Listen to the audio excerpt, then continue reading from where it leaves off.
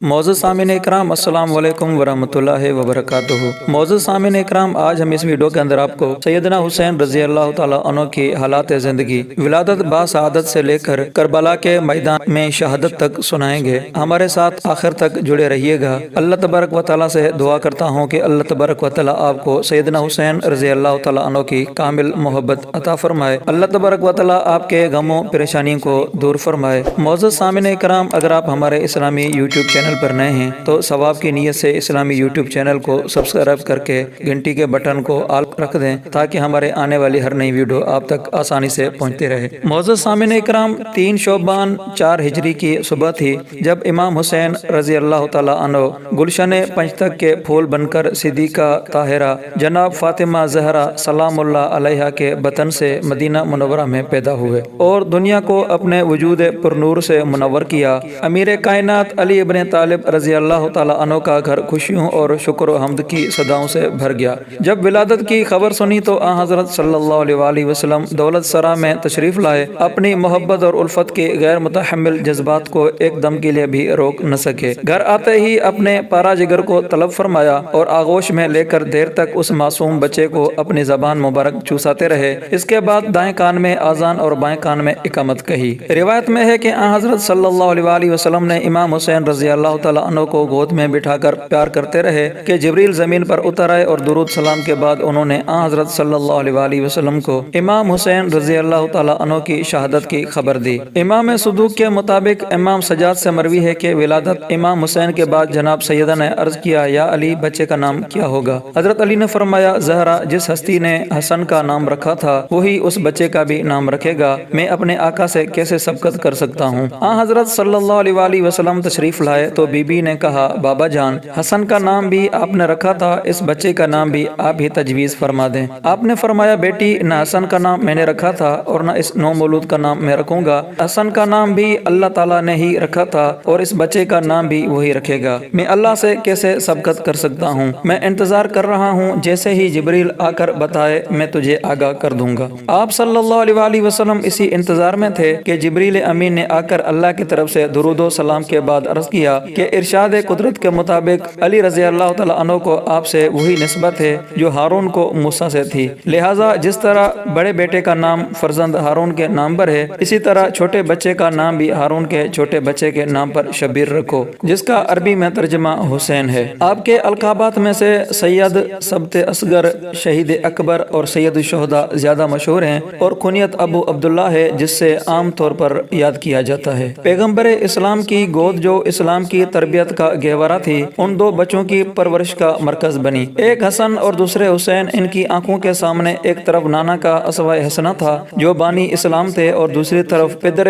بزرگوار جو مجاہد و محافظ اسلام تھے، اور تیسری طرف مادر گرامی جو طبقہ خواتین کے لیے تعلیمات پیغمبر کے عملی ترجمان بننے کے لیے پیدا ہوئی تھی۔ مسجد میں 5 وقت نماز باجماعت، پیغمبر کے بصیرت و آفرین مواعظ اور خطبے، مسلمانوں کا ذوق و شوق اور جوش و خروش، اور گھر میں رات دن عبادت و ذکر الہی کی آوازیں، تکبیر کی صدائیں، وحی کی آیتیں، غزوات کے تذکرے، اسلام کو ترقی دینے کے مشورے، یا پھر غریبوں کی خبرگیری، کمزوروں کی دستگیری اور مظلوموں کی داد رسی، بس ہر وقت یہی ذکر، یہی فکر، یہی قصے ہیں اور یہی کہانیاں۔ ایک طرف فطرت کے مخصوص عطیے، دوسری طرف یہ نورانی اور روحانی ماحول، اور اس پر تربیت پیغمبر ایسے بلند معلم کے جن کا مقصد رسالت ہی قرآن کے اعلان کے مطابق تزکیہ نفس اور تعلیم کتاب و حکمت مقصد تھا۔ اور آپ نے خود بھی اعلان فرمایا تھا کہ مکارم اخلاق کی تکمیل میرا اصل نصب العین ہے۔ پھر کیسے ممکن تھا کہ رسول اللہ صلی اللہ علیہ وسلم اپنے اہل بیت کی تربیت میں اس فرض کو نظر انداز کر دیتے جو بحیثیت معلم اخلاق کے، بحیثیت بزرگ خاندان کے اور بحیثیت ایک پیغمبر کے آپ پر عائد ہوتا تھا؟ چنانچہ ختم المرتبت نے اس کمسنی ہی کی عالم میں ان بچوں کو اپنے اخلاق و اوصاف کا نمونہ بنایا اور ان آئینوں میں جو قدرت کی طرف سے کمال کا جوہر لے کر آئے تھے، اپنے سیرت کا پورا عکس اتار دیا۔ اپنی ذات و صفات کی مخصوص بلندیوں کا یہ نتیجہ تھا کہ رسول اللہ صلی اللہ علیہ وسلم اپنے نواسوں کے ساتھ غیر معمول محبت رکھتے تھے۔ رسول اکرم صلی اللہ علیہ وسلم کی ہمراہی میں زندگی کی ابتدائی 6 سال میں امام حسین نے جس طرح کی زندگی گزاری، اس کا قیاس بعد کے زندگی پر کسی انداز سے بھی نہیں کیا جا سکتا۔ رسول اکرم صلی اللہ علیہ وسلم کے دور میں اگر کبھی آنکھوں سے آنسو نکل آئے تو آپ نے فوراً گودی میں اٹھا لیا کہ مجھے حسین کی گریہ سے تکلیف ہوتی ہے۔ اگر مسجد میں آ کر گر پڑے تو آپ نے خطبہ قطع کر کے ممبر سے اتر کر اٹھا لیا اور فرمایا، اے لوگو، اسے پہچانو، اس کا احترام کرو اور وقت پڑنے پر اس کی مدد کرو۔ اگر کبھی پشت مبارک پر بیٹھ گئے تو آپ نے سجدہ کو طول دے دیا۔ معزز سامعین اکرام، امام حسن اور امام حسین رضی اللہ تعالیٰ عنہ کا بچپنا ہے۔ عید آنے کو ہے، بچوں نے ماں کے گلے میں باہیں ڈال دیں۔ مادر گرامی، اطفال مدینہ عید کے دن زرق و برق کپڑے پہن کر نکلیں گے اور ہمارے پاس نئے لباس ہی نہیں ہے، ہم کس طرح عید منائیں گے؟ ماں نے کہا، بچوں گھبراؤ نہیں، تمہارے کپڑے درزی لائے گا۔ عید کی رات آئی، بچوں نے ماں سے پھر کپڑوں کا تقاضا کیا۔ ماں نے وہی جواب دے کر بچوں کو خاموش کر دیا۔ ابھی صبح نہیں ہونے پائی تھی کہ ایک شخص نے دق الباب دروازہ کھٹکایا اور ایک گٹھڑی حوالے کر دیا۔ فضا نے سیدہ کونین کی خدمت میں اسے پیش کیا۔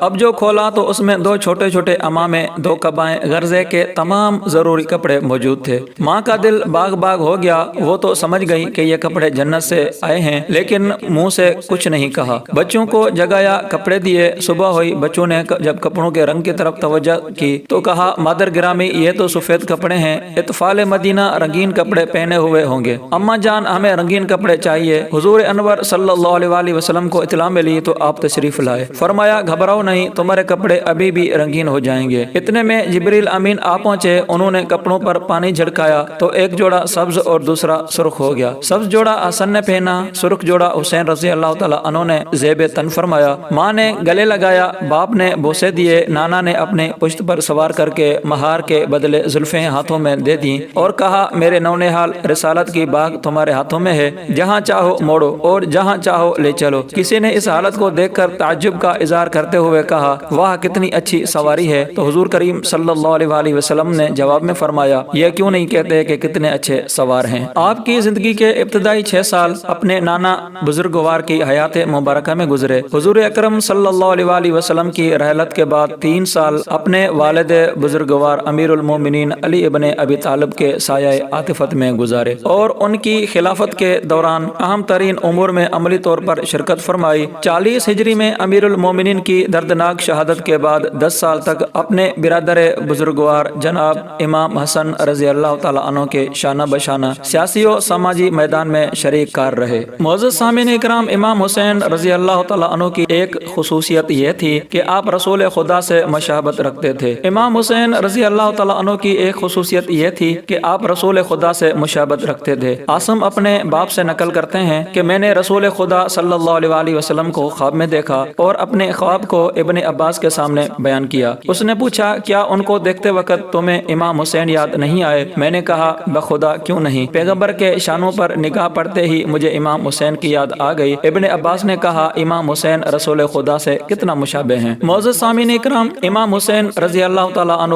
انسانی فضائل و کمالات اور اسلامی اخلاق کے نمونہ عمل تھے۔ سخاوت، کرامت، عفو، بخشش، شجاعت و بہادری، ظلم و ستم کا مقابلہ آپ کی آشکارا خصوصیات تھی۔ اسامہ بن زید حالت احتضار میں تھے۔ امام حسین رضی اللہ تعالیٰ عنہ عیادت کرنے ان کے پاس گئے اور انہیں غمگین حالت میں دیکھا۔ سبب معلوم کیا تو انہوں نے کہا، 60,000 درم کا مقروض ہوں اور اس بات سے ڈر رہا ہوں کہ کبھی ادا کرنے سے پہلے ہی مر نہ جاؤں۔ آپ نے فرمایا، میں تمہارے مرنے سے پہلے اسے ادا کر دوں گا، اور اس کے بعد آپ نے ان کا قرضہ ادا کر دیا۔ ایک دیہاتی آدمی آپ کے خدمت میں آیا اور کہا، ایک دیت میری گردن پر ہے، اسے ادا کرنے سے نہ تواں ہوں، اور میں نے سوچا با کرامت ترین شخص سے اس کا مطالبہ کروں گا، اور خاندان پیغمبر صلی اللہ علیہ وسلم سے زیادہ کریم کوئی شخص میں نے نہیں پایا۔ امام حسین رضی اللہ تعالیٰ عنہ نے فرمایا، اے مومن بھائی، میں تجھ سے 3 سوال کروں گا، اگر ایک کا جواب دیا تو تمہارے دیت کا 1/3 مال ادا کروں گا، اور 2 سوال کے جواب دیے تو 2/3، اور تینوں کا جواب دیا تو پورا مال ادا کروں گا۔ اس آدمی نے کہا، آپ جیسا عالم اور شریف آدمی مجھ سے سوال کرے گا؟ فرمایا، ہاں، رسول خدا صلی اللہ علیہ وسلم سے میں نے سنا ہے کہ المعروف بقدر المعرفت، نیکی انسان کی معرفت کے مقدار میں ہونا چاہیے۔ اس آدمی نے کہا، اچھا سوال پوچھیے، اگر معلوم نہیں ہوں گے تو آپ سے معلوم کر لوں گا۔ آپ نے فرمایا، سب سے بہترین عمل کون سا ہے؟ اس نے کہا، خدا پر ایمان۔ فرمایا، ہلاکت اور عذاب سے بچنے کا راستہ کیا ہے؟ کہا، خدا پر بھروسہ اور توکل۔ امام نے پھر پوچھا، مرد کی زینت کیا ہے؟ کہا، علم و حلم اور بردباری کے ساتھ۔ فرمایا، اگر اس کے پاس نہ ہو، یعنی علم اور حلم نہ رکھتا ہو؟ اس نے کہا، مال و سخاوت کے ساتھ۔ فرمایا، اگر یہ بھی نہ ہو ہو فکر و صبر کے ساتھ۔ فرمایا اگر یہ بھی نہ ہو تو اس نے کہا پس آسمان سے بجلی گرے اور مر جائے۔ امام حسین رضی اللہ تعالیٰ عنہ مسکرائے اور 1000 دینار کی تھیلی اسے عطا کی اور ایک انگوٹھی جس کی قیمت 200 درہم تھی اسے دی اور کہا ان پیسوں سے دیت ادا کرو اور انگوٹھی بیچ کر اپنا خرچ چلاؤ۔ معزز سامعین اکرام، 7 محرم کو عبیداللہ بن زیاد نے عمر بن سعد کے پاس ایک خط بھیجا کہ فوج کو فرات پر لگا دو تاکہ حسین اور ان کے ساتھیوں پر پانی بند کر دیں اور انہیں ایک قطرہ پانی پینے کی بھی اجازت نہ دیں، جیسا کہ عثمان بن عفان کو پانی نہیں دیا گیا تھا۔ تعمیل و حکم میں عمر بن سعد نے 500 فوجی گھاٹ پر لگا دیے۔ انہوں نے امام حسین اور ان کے انصار پر پانی بند کر دیا۔ 9 محرم الحرام کو ابن سعد کا لشکر جنگ کے لیے تیار ہوا اور لشکر حسین کی جانب بڑھنے لگا۔ امام حسین رضی اللہ تعالیٰ عنہ نے حضرت عباس کو بھیجا تاکہ ان سے ایک شب عبادت اور نماز و مناجات کے لیے مہلت مانگے۔ حضرت عباس کو دشمن کی طرف سے اس رات مہلت مل گئی اور وہ سب امام نے عبادات و مناجات اور نمازوں میں گزاری۔ 10 محرم کو عمر سعد امام حسین کے اصحاب کے قریب آیا اور زوردار آواز دے کر کہا جھنڈا قریب لاؤ۔ اس کے بعد عمر بن سعد نے تیر کمان میں جوڑا اور اصحاب امام حسین کی طرف پھینکتے ہوئے کہا گواہ رہنا کہ سب سے پہلے میں نے ان کی طرف تیر پھینکا ہے۔ پھر کہتا تھا ہر ایک اصحاب حسین تیر برسانا شروع کر دے۔ نتیجے میں امام حسین رضی اللہ تعالیٰ عنہ میں سے کوئی بھی ایسا نہیں بچا جو زخمی نہ ہوا ہو اور اس حملے میں امام حسین کے 50 ساتھی شہید ہو گئے۔ عصر عاشور کو یکے بعد دیگر امام کے اصحاب و انصار شہید ہو گئے اور امام الوداع کے لیے خیمے میں تشریف لائے اور حضرت زینب سے فرمایا بہن مجھے ایسا پرانا پیراہن لا کر دو جس میں کوئی بھی رغبت نہ کرے کہ اسے اپنے لباس کے نیچے پہن لوں تاکہ شہادت کے بعد مجھے برہنہ نہ کیا جائے۔ عصر کا وقت آ گیا وعدہ وفا ہونے کو ہے، عصر کا وقت آ گیا وعدہ وفا ہونے کو ہے، زیر خنجر سبت مصطفیٰ ہونے کو ہے۔ خشک زروں میں نمایاں ہوں گے آثار جنان، آج دشت ماریا ایک پر فضا ہونے کو ہے۔ آج آثار قیامت ہیں نمایاں دہر میں، سجدہ خالق میں کس کا سرجدہ ہونے کو ہے۔ جس کی خاطر زینب مغموم نے چھوڑا وطن، عالم غربت میں بھائی سے جدا ہونے کو ہے۔ امام مظلوم آخری الوداع کے لیے حضرت سجاد کے خیمے میں آئے۔ جناب سجاد بستر مرض پر تھے۔ جب آپ نے آنکھیں کھول کر فرزند رسول کے تمام جسم کو خون سے رنگین دیکھا تو عرض کیا میری جان فدا ہو، آپ کا تمام جسم تیروں سے زخمی ہے، چچا عباس بھائی علی اکبر کہاں گئے؟ مظلوم کربلا نے فرمایا بیٹے اس وقت ان خیموں میں مردوں میں سے ایک تو اور ایک میں ہوں، میں تجھ سے آخری الوداع کرنے کے لیے آیا ہوں۔ پھر آپ نے اسرار و امامت جناب سجاد کے سپرد کیے اور بتایا بیٹے تمام تبرکات انبیاء مدینے سے روانگی سے قبل میں نے ام المومنین ام سلمہ کے پاس رکھے تھے، واپس پر سنبھال لینا۔ جناب سجاد سے الوداع کیا اور واپس اپنے خیمے میں آئے۔ تمام مستورات ایک خیمے میں جمع ہو گئی۔ ذوالجناح پر سواری کا ارادہ کیا، دائیں بائیں دیکھا کوئی نظر نہ آیا۔ بے ساختہ آپ کے منہ سے نکلا اے میدان شجاعت کے سوارو، آج میں ایک ایک کا نام لے کر پکارتا ہوں، تم جواب تک نہیں دیتے۔ امام میدان میں آئے اور رجز پڑھنے لگے اور عمر سعد سے فرمایا کہ عرب کے دستور کے مطابق ایک ایک کر کے میرے مقابلے میں بھیجو۔ ایک ایک ہو کر یزیدی مقابلے میں آنے لگے اور امام مظلوم کے ہاتھوں واصل جہنم ہونے لگے۔ آخر یزیدیوں میں سے کوئی بھی مقابلے میں آنے پر آمادہ نہ ہوتا تھا۔ شمر ملون نے عمر سعد سے کہا اگر پورا خطہ عرب بھی آ جائے تو یہ تمام کو فنا کر دے گا۔ تجھے معلوم تو ہے کہ اس کی رگوں میں خون علی اور بنت رسول کا دودھ ہے۔ عمر سعد نے کہا پھر کیا کروں؟ شمر ملون نے کہا چاروں طرف سے حملہ کریں گے۔ عمر سعد نے کہا کہ ٹھیک ہے ایسا ہی کرتے ہیں۔ ان ملاعین نے امام پر چاروں طرف سے حملہ کیا۔